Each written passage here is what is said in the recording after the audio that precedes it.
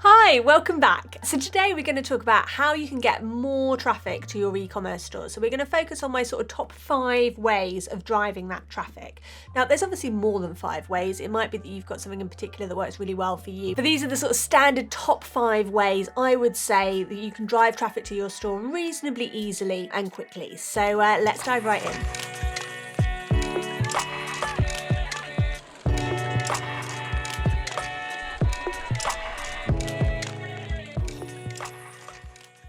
So I'm Sarah, I'm founder of the Fastnet agency, and we help ambitious, thriving, up-and-coming e-commerce businesses to really own their presence online and to build their communities. So for the best advice on how to grow your e-commerce store quickly and sustainably, subscribe to my channel, hit the subscribe button and press the bell as well, and then you'll be notified every time I post a new video. And you can also check out our website as well, fastnet.agency. We've got loads of resources on there for anybody that's looking to build their e-commerce brand online. So it's important to realise that increasing the sales in your store is a process, and it's actually a process that kind of continues to go round and round and round in circles as you grow. It never quite stops. There's always something you can do to improve. But I'd say the first step of that process is to drive traffic to your store.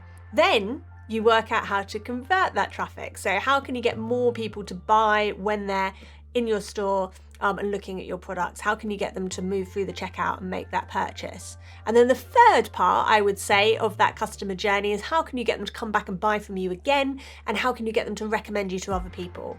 And we call the top of this funnel, where we're driving traffic, as the discovery phase. We call the middle of that funnel, where we're trying to get them to push through the checkout and make that purchase, the purchase phase. And then we call that final step of the journey, when we're trying to get them to come back, become a loyal customer, recommend you to others, the brand advocate stage. And you'll see in my last video I talked about how we can use kind of content pillars to build our kind of growth strategies around those 3 kind of elements. So if you haven't seen that one, check that out. I posted that one last week. So moving on to this week's video, as I say, the first point of that journey is driving traffic. And I know that this is something that I think, especially in the beginning with new brands, people really struggle with. If you haven't got much of a following online, you haven't really built your social media following yet, maybe you're a new website, you're not ranking on Google very well yet, this can be quite difficult to kind of get your head around. And we're going to talk about various different ways to drive that traffic. So from paid traffic, where you literally pay to play, online advertising, to more organic methods, which take that little bit longer, but are more sustainable in the long term. So number one of the, I would say, the most sustainable ways that you can build a loyal audience that will drive traffic to your site is through organic social media. Now, this is not something that happens overnight. It is a process that takes a bit of time. But if you can start to build a following online, you can then drive that following through to your site to start building up that website traffic. And certainly when we've worked with clients for a prolonged period of time and worked on building that social following, we really start to see that that's starting to drive several thousand people to their website every month. And the nice thing about those visitors to the website is they already know about the brand. They already know what you do. They've already seen your product. You've already warmed them up. So it's much nicer than driving cold traffic from ads. We consider social media traffic to be much warmer traffic, where they already know a bit about you, about who you are and what you sell. And of course, they're therefore that much more likely to convert when they go through to your website. So that's one of the upsides, is the fact that it gives you the opportunity to build relationships with your following online. And another upside is, of course, the fact that it's free. It takes your time, don't get me wrong, but if this is you and you're just starting out, it's a great free way to start to drive that traffic to your website. Now, if you're unsure about what social channels are best for your business, my advice would be to start with one social channel at a time and really try and master it. So my top advice, if you're just starting out, is to pick the platform that you think your customers are most likely to be hanging out. Are they most likely to be on Instagram? Maybe they're most likely to be on TikTok, and you think, well, that's great because it's an up and coming platform and it's easier to sort of build that audience. But think about it carefully. Think about from your customer's perspective. Where are they most likely to be? And focus on that social channel in the first instance. Get to know it, understand how it works, understand, what sort of followers you're starting to get and how you can engage with those followers, understand what sort of posts start to drive traffic. And then once you feel like you're kind of doing that on autopilot now and you're confident with it, then you can start to move on to other social platforms and spend that time and effort focusing on those platforms one after another. So yeah, that's my top tip, is don't try and do all social platforms at once. I know it's tempting because you think you'll drive more traffic, but the reality is you won't. Focusing on one platform in the first instance and really applying yourself to to it will enable you to build that social following quickly, and then you can move on to the next platform that you're interested in. So number 2 is organic traffic through search engines like Google and Bing. Now, again, out of these 5 top tips, the first 2 I've mentioned here, the social media following and the organic ranking, are probably the 2 that are slowest to achieve, but have the most long-term gains, which is why I wanted to mention them first. Because if you're going to get started on anything first, start with these, because we know they take the most amount of time. So search engines like Google and Bing look for a number of indicators as to the quality of your site and the quality of your content and the quality of your products. And like all of these things, just like your social media channels, they use an algorithm, a kind of automated process to rank your content in your business. And depending on how well you rank will depend on whether or not you come on page 1 of Google or whether you come on page 10 of Google. It's really making sure that you're playing to their game in what you're doing on your website that will pay off massively in the longer term. So the first step with this really is to make sure that your site is well optimized. Really, when we're talking about kind of on-site optimization, we're talking about the kind of techie stuff in the background, things like meta tags, things like making sure that your site loading speed is quick enough for Google to rank it highly in its algorithm, making sure that you're using correct keywords on all pages and that you've done that keyword research so you know not only what your customers are searching for, but the level of competition related to that search and the amount of relevancy that has. So for example, if you're selling shoes online, now the competition if you just Google shoes is going to be massive. So starting to look at actually what specifically are your customers looking for. So are they looking for, shoes for walking the dog? Are they looking for shoes for their wedding? And trying to rank for those what we call longer term keywords that really specifically relate to your customer and what your customer is looking for in order to sort of narrow down the competition, but still make sure that you've got enough traffic coming through to your site and enough interest in those words to drive the traffic to get those conversions. So number 3 is paid social media advertising. Now, there are a number of different social media channels out there. I think the ones that people always think of in the first instance are like Facebook and Instagram, which are linked. So if you produce advertising, you basically go through the Facebook Business Manager and that pushes those ads out to both Facebook and Instagram together. I would say that out of all of the social media channels at the moment, that's probably the most expensive, but has the widest reach. But of course, if you're just starting out, you might find that that's quite an expensive option for you. So you may want to explore other sort of slightly less costly advertising platforms. Now, we've seen really good success with Pinterest, for example. There seems to be real success there for e-commerce brands. We've had some really positive results from that. So it might be that you want to explore Pinterest and see if you can get better value for money on your advertising spend. We've also seen that TikTok are really coming up through the ranks in terms of advertising. They're a newer platform. They're really trying to encourage people to advertise. They're offering very good rates in terms of click-through rates.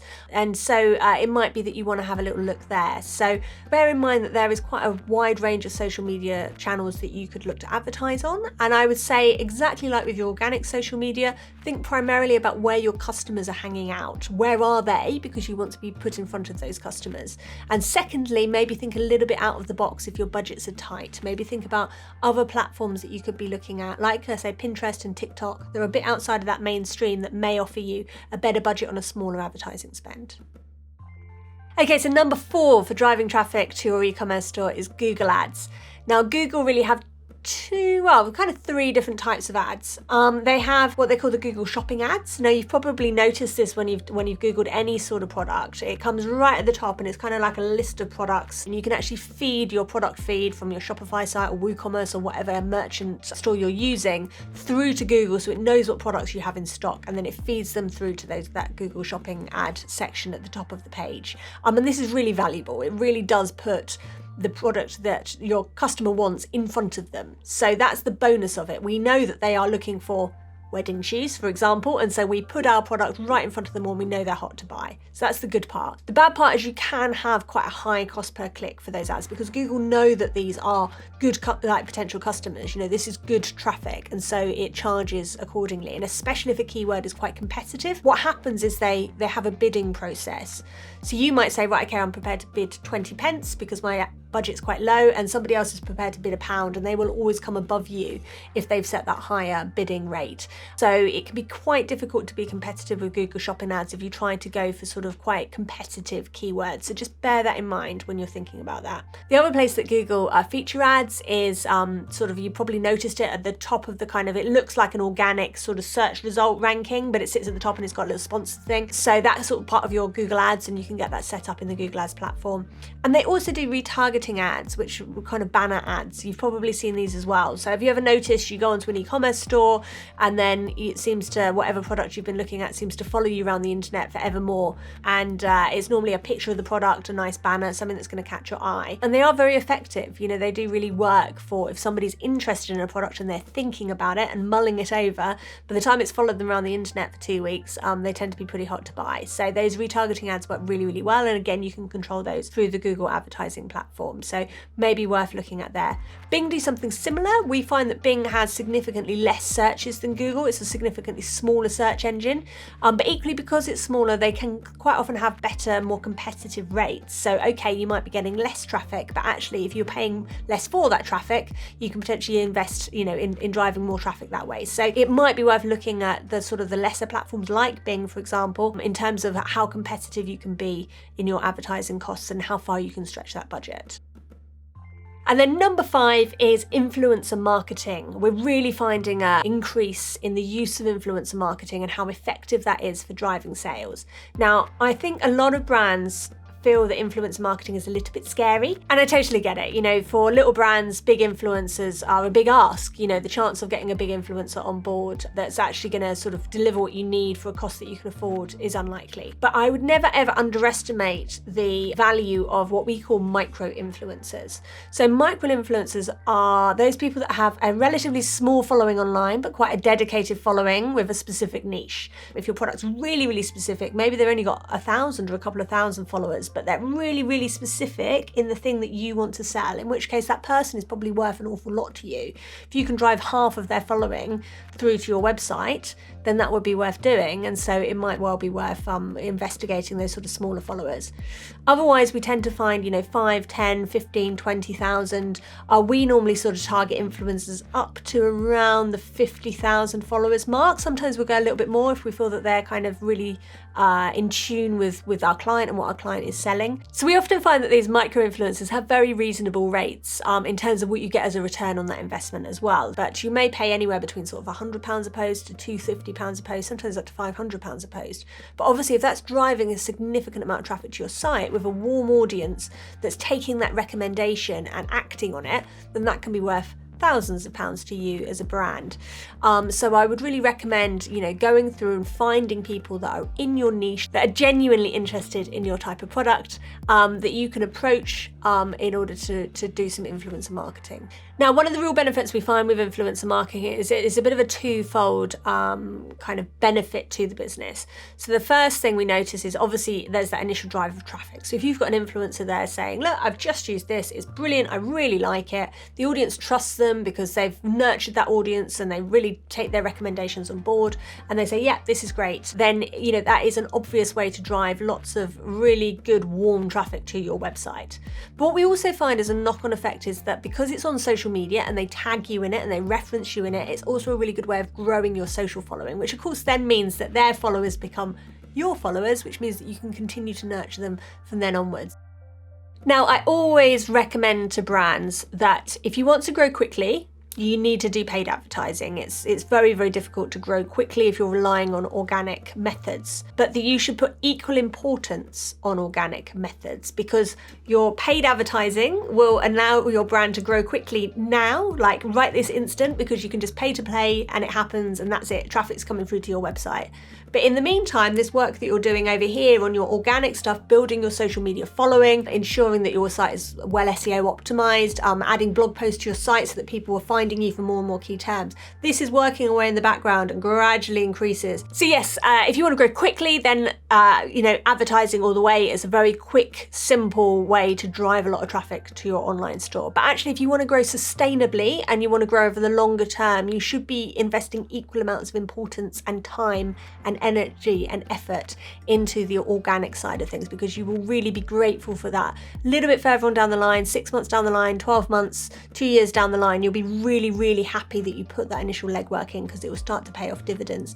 And of course, you don't have to continuously pay for it. Once you've got that blog post online that's driving a load of traffic to your site, that should continue to start to drive that traffic over the longer term and will pay back dividends in the long run. So definitely try and look at both sides of the coin when you're planning out your marketing strategy to drive that traffic to your website. And the final thing I'd say about driving traffic to your site is don't be afraid to show up, okay? People buy from people in exactly the same way as you walk into a shop, and actually so much of the experience when you walk into that store is about who serves you and how engaged they are and how much they help you with your purchase, and that really does leave a lasting impact. And I always say to people, with digital marketing, it is no different. You might be delivering that through a computer, but you're still trying to deliver that personal level of service that we expected in a bricks and mortar store. Okay, so try and show up to your audience online, try and show up on social media, do more personal style emails, put a bit about your story on there, make it feel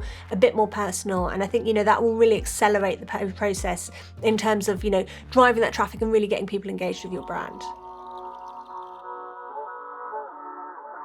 Okay, so thank you so much for watching. A lot of what we referred to today really relates to the video that I did last week on content pillars. If you want to take a look at that, I will pop a link up here. And as we've mentioned lots of times, paid advertising is a really key way to drive that traffic. So I've done a video all about Facebook ads just up here. So take a look at those and we'll see you next week.